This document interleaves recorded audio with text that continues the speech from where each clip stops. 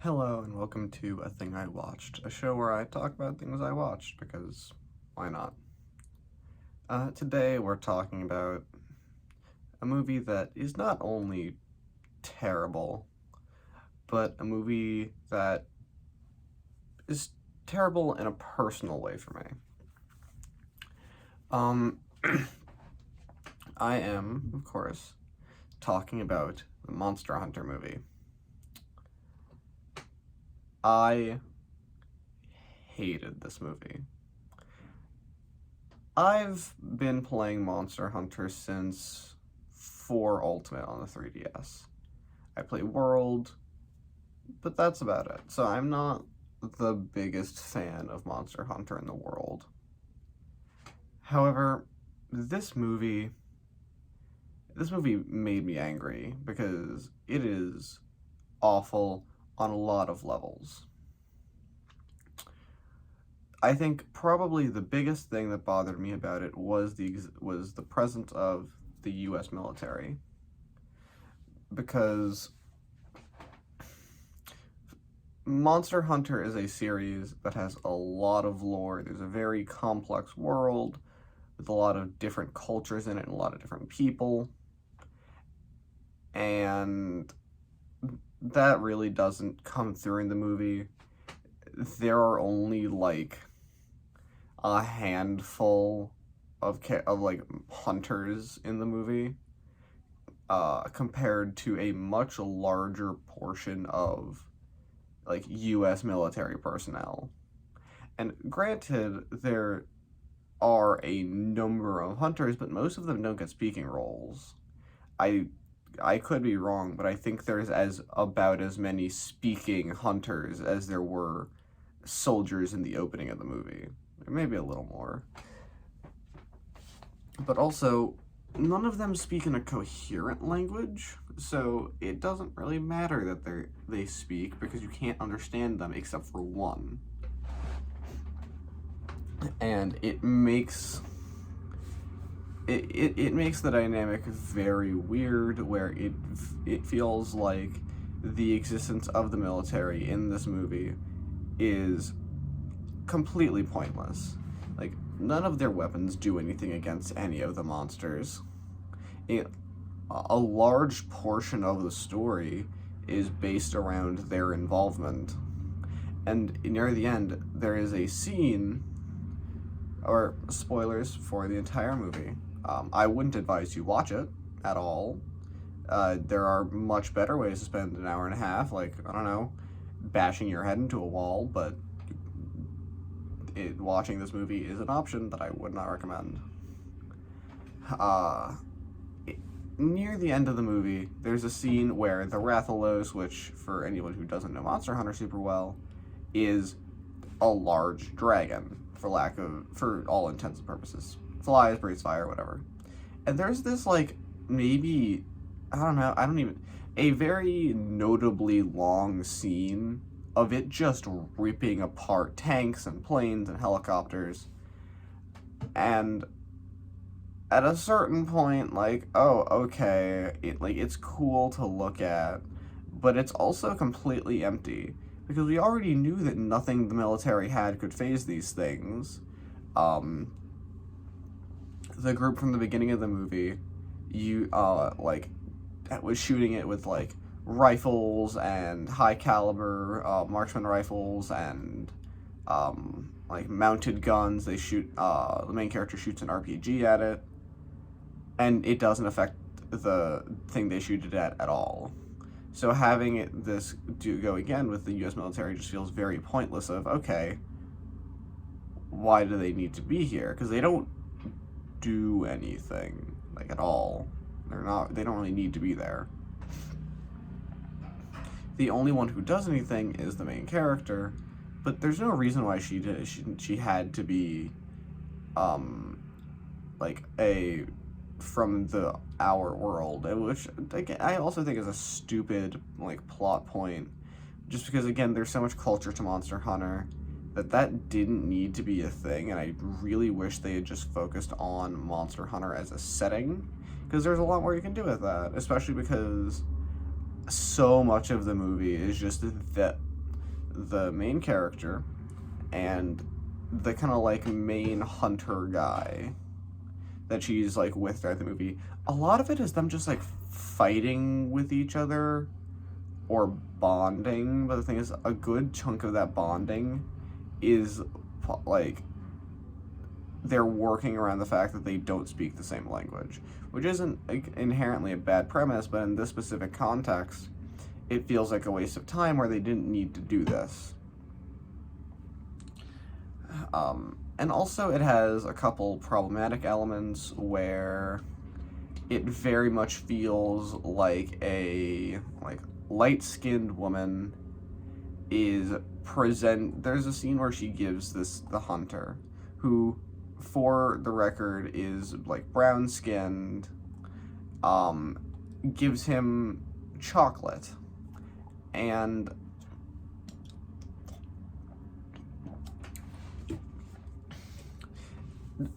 it very much, to me, felt like this kind of strange colonization narrative that I thought was a little problematic. But that could just be me. But that whole thing took up so much time in the movie. The only things that were really interesting was when they're fighting like Diablos and Raytheon, or not Rathalos. But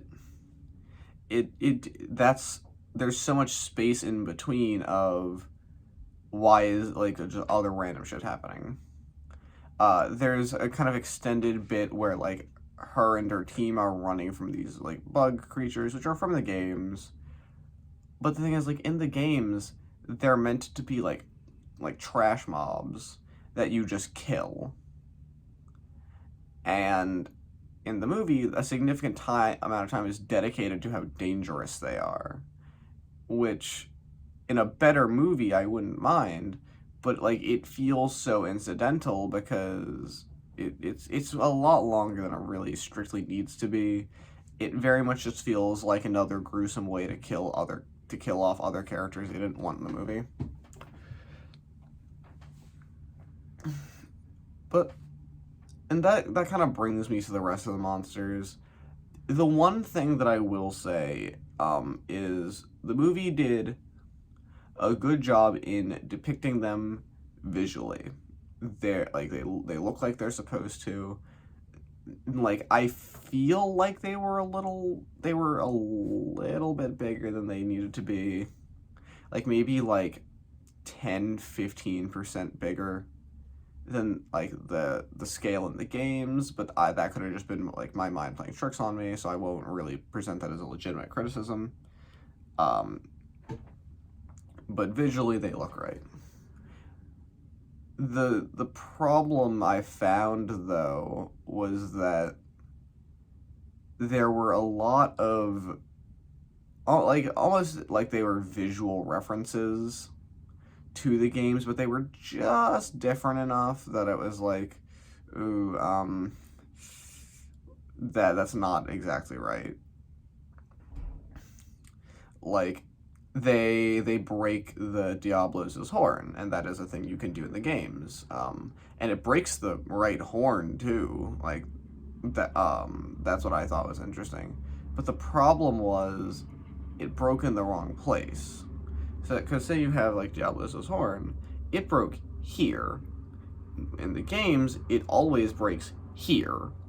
So, and like that's not a massive problem, but it just felt weird to me that they would go through the effort of taking all these other random things from the game and then only taking some of them, but only like half copying others.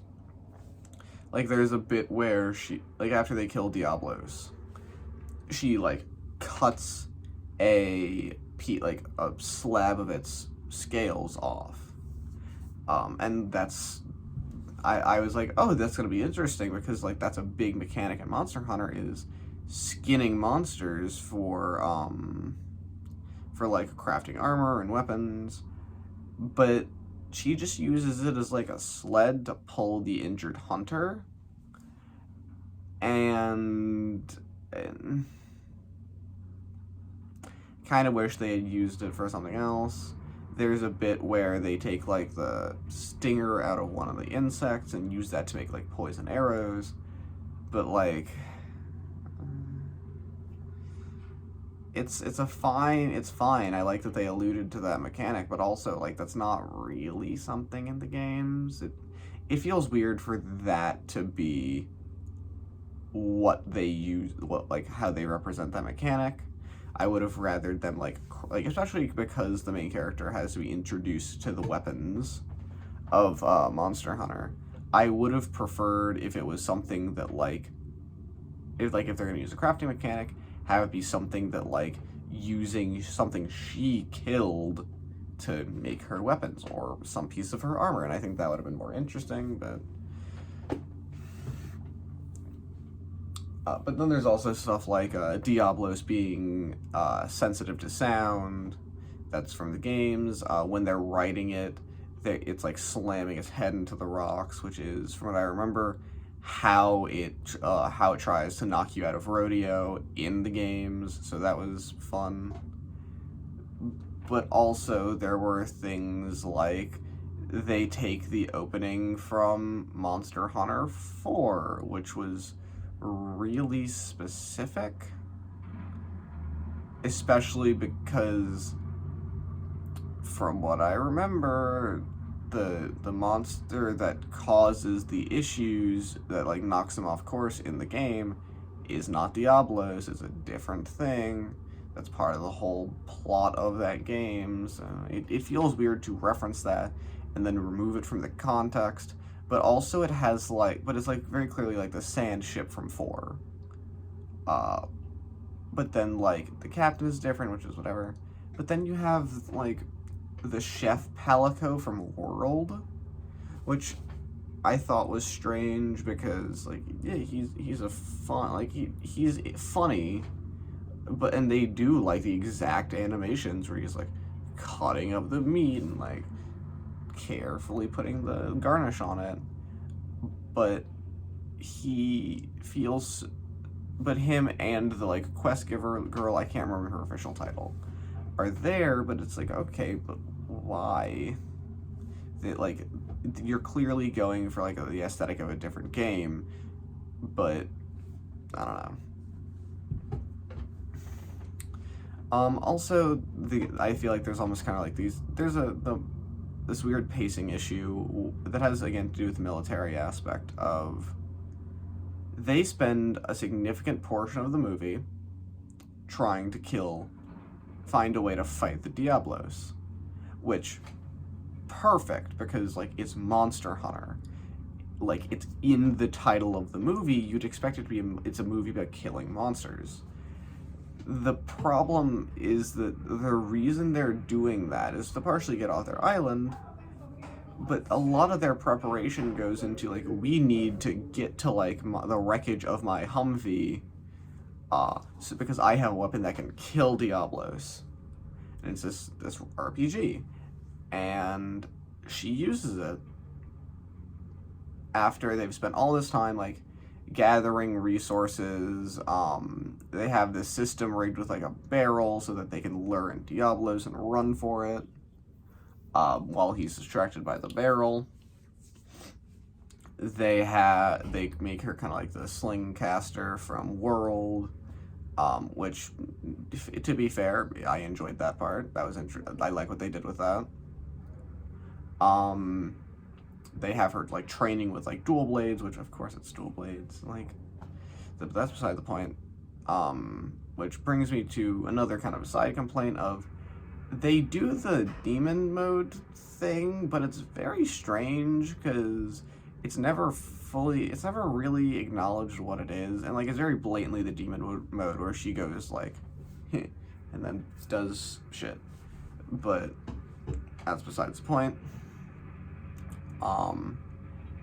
They go through this whole process. It's a good chunk of the movie, and so is the fight with Diablos. To get to this Humvee, the other hunter guy nearly dies. in the process, and she gets the RPG, and it's like, this is what we've been like, that's been the goal for so far, since like the first time it was brought up of, oh, this is something that can hurt it, and then she uses it and it does nothing. And I get it in terms of, okay, you're making a Monster Hunter movie, you want your, like, the Monster Hunter weapons to be what is, like, important, because it's Monster Hunter. No one wants to see a version of Monster Hunter where the US military shows up and guns everything down with AR-15s or whatever they use now. No, it's an M16 now. But the problem is that it's so much of the movie is based around this goddamn RPG, and then it does nothing, so it feels like a waste of time because they never needed to get to it.